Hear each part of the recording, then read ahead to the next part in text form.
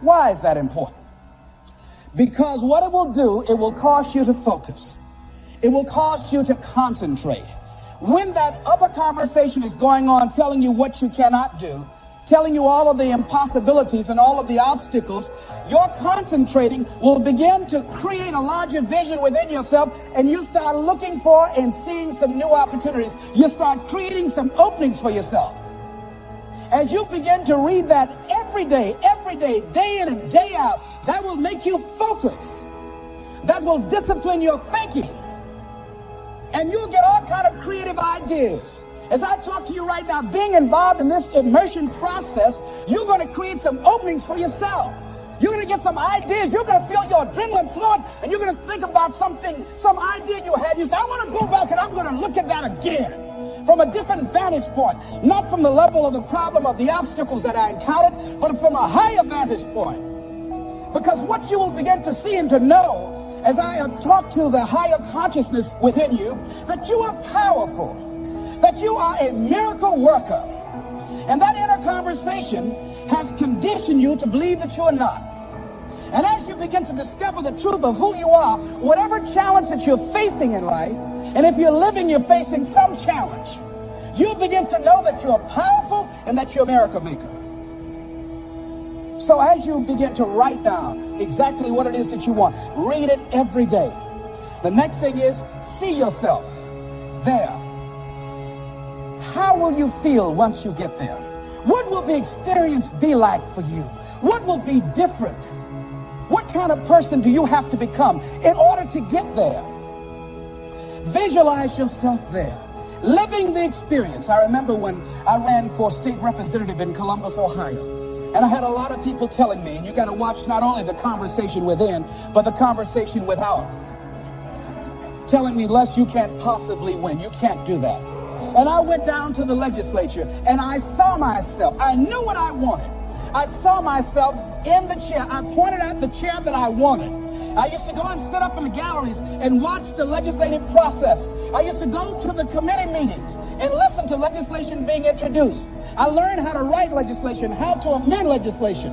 I started thinking like a legislator, got up every day dressing, thinking like that, selling myself on it, seeing myself in the legislature. Mr. Speaker, I'm the gentleman from the 29th House District. I'd like to introduce a bill. I went in the legislature, walked around, I had the experience of it. And when I ran and won against overwhelming odds, they were shocked. I won the election even before it was held because I was living it in my mind. You want to see yourself beyond your circumstances. You got a challenge, see yourself beyond your challenge. See yourself with the challenge already resolved. And knowing that all is well, seeing yourself in control and in charge of your destiny, being healthy and happy. The next thing is, it is important in the area of motivating yourself, it's important to know why you're doing it. Because that mind will say, why bother?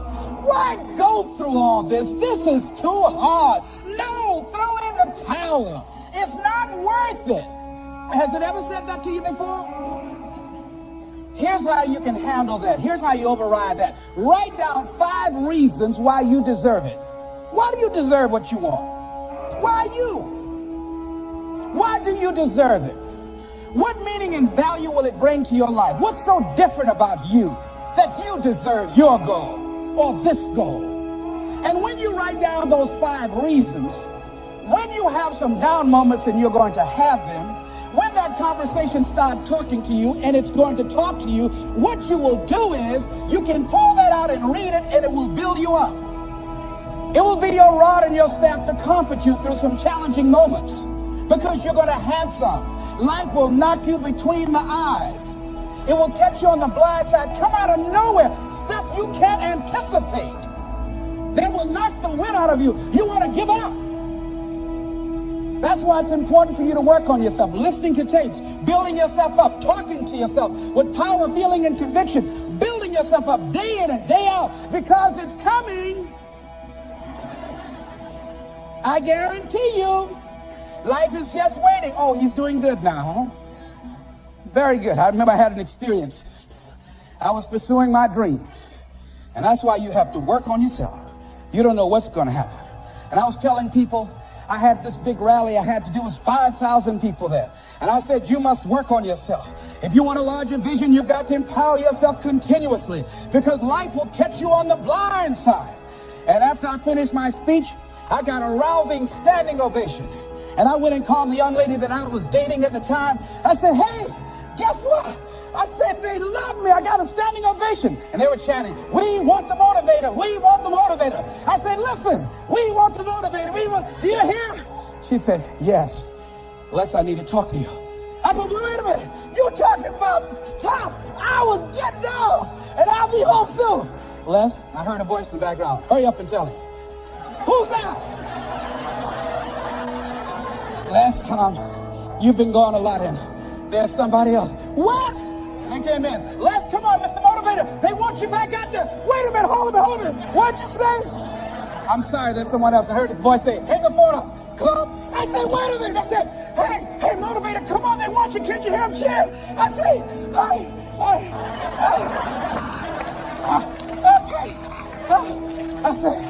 I say, when you working on a larger vision, I say, you got to really work on yourself, because life will catch you on the blind side.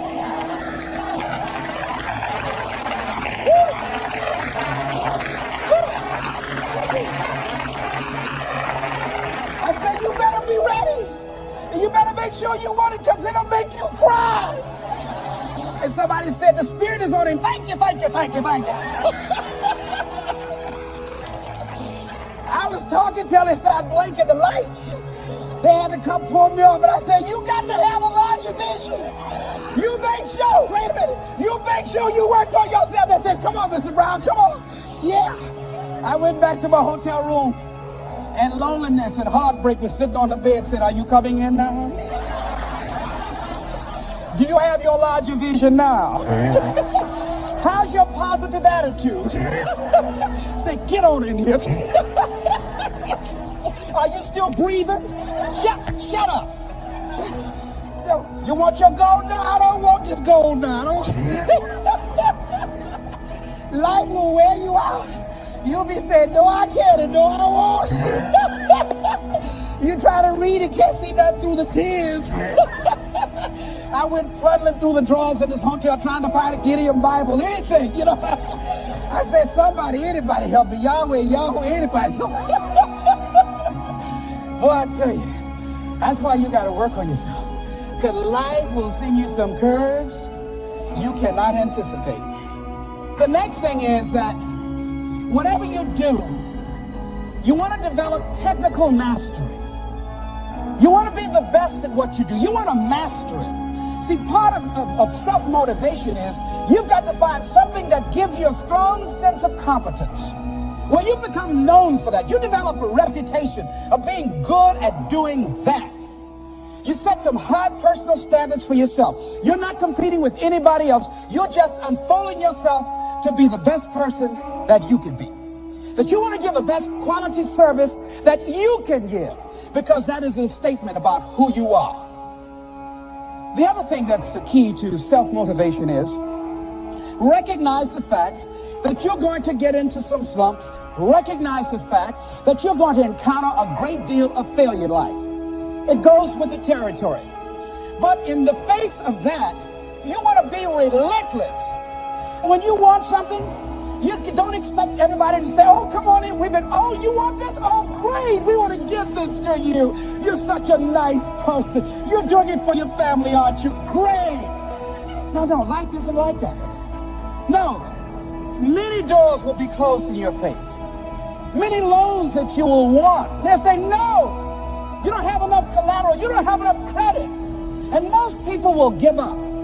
But you've got to decide that I'm going to be fearless. I refuse to be denied. And I'm going to go all out. I'm going to be relentless. I don't care how many no's I encounter. I like something Isaiah Thomas said when he's getting ready for a basketball game. He said, I'm going to either shoot us in or shoot us out, but I'm not going to not do anything. And that's the way to go. You can't make a basket unless you shoot the ball. You can't hit a home run unless you take a swing at it. Most people won't even take a swing. Well, I probably won't make it anyhow. That's the conversation within.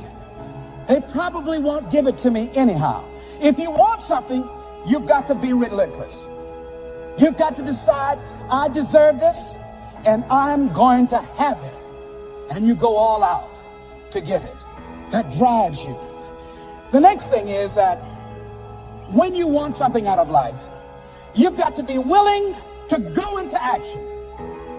Don't wait around for things to be just right. Don't wait for things to be perfect. Don't wait for the ideal situation. It will never be ideal. There will always be a reason. Well, as soon as the children grow up, as soon as I pay my bills, as soon as I get my divorce, as soon as I get enough money together, do what you can, where you are with what you have, and never be satisfied. A lot of people never take a chance in life. They don't want to take any chances. They want the situation to be ideal. See, that's not walking by faith. That's walking by sight. If I can see it, I'll do it. No. That's a lot of people say, if I can see it, I'll believe it. No. If you believe it, you can see it.